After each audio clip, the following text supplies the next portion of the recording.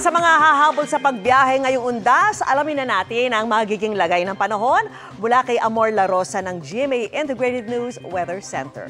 Amor. Salamat Ms. Vicky. Mga kapuso, unti-unti na pong lumalayo sa ating bansa ang Bagyong Leon pero hindi pa rin inaalis ng pag-asa ang babala sa ilang bahagi po ng ating bansa. Kaninang hapon naglandfall ang Bagyong Leon, dyan po yan sa southeastern Taiwan. Huling namataan ang mata ng Typhoon Leon sa line 320 kilometers north-northwest ng Itbayat, Batanes. Taglay po nito ang lakas ng hangin na abot ng 155 kilometers per hour at pabugso naman na abot ng 255 kilometers per hour. Northwest po ang kilos ito sa bilis naman na 25 kilometers per hour. Matapos magdamag maramdaman ang bagsik ng Bagyong Leon sa Batanes, ibinaba na po ng pag-asa ang wind signal sa ilang lugar. Mula po sa signal number 5 kagabi, signal number 2 na ngayon dito sa northern portion ng Batanes, partikular po sa Itbayat, habang signal number 1 naman sa natitirang bahagi po ng Batanes, ganun din sa Babuyan Islands, northern portion ng mainland Cagayan at sa northern portion ng Ilocos Norte. Asahan pa rin sa mga nabanggit na lugar yung malakas sa bugso ng hangin dahil po yan dito pa rin sa Bagyong Leon.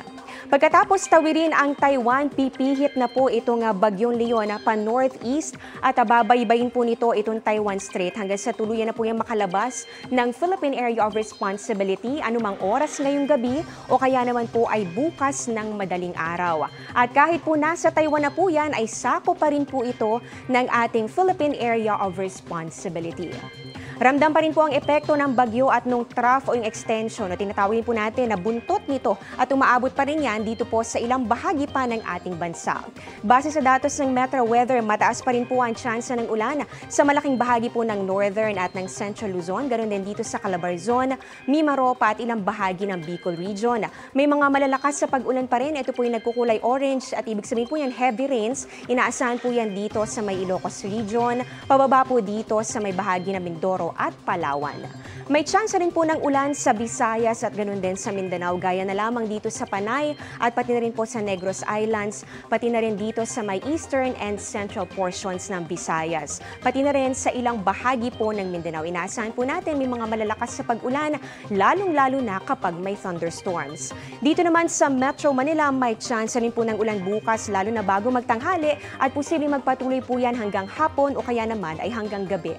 Sa mga babiyahe naman by sea o yung puntatawid sa dagat, magiging maalon pa rin at delikado sa mga maliliit na sasakyang pandagat ang maglayag. Dito po yan sa northern at pati na rin po sa western seaboards ng northern Luzon at ilang bahagi rin nito nga Cagayan. Samantala, sa special weather outlook naman ng pag-asa ngayong undas, may tsansa po ng mga kalat-kalat na mga pag-ulan bukas, November 1, dito sa northern at central Luzon, Cavite, Batangas, ganoon din po sa occidental Mindoro at sa northern Palawan. Ito po ay dulot pa rin noong trough o yung buntot nga nitong papalayo na Bagyong Leon. Pero pagsapit naman ng November 2, ganoon din sa November 3, inaasahan naman po natin unti-unti nang gaganda ang panahon sa halos buong bansa, maliban na lang po sa localized thunderstorms na madalas po nating maranasan sa hapon o kaya naman ay sa gabi. Kaya sa mga bibisita po sa sementeryo, huwag pa rin kalimutang magdala ng payong. At yan ang latest sa lagay ng ating panahon. Ako po si Amor La Rosa. Ito ang GMA Integrated News Weather Center. Maasahan anuman ang panahon.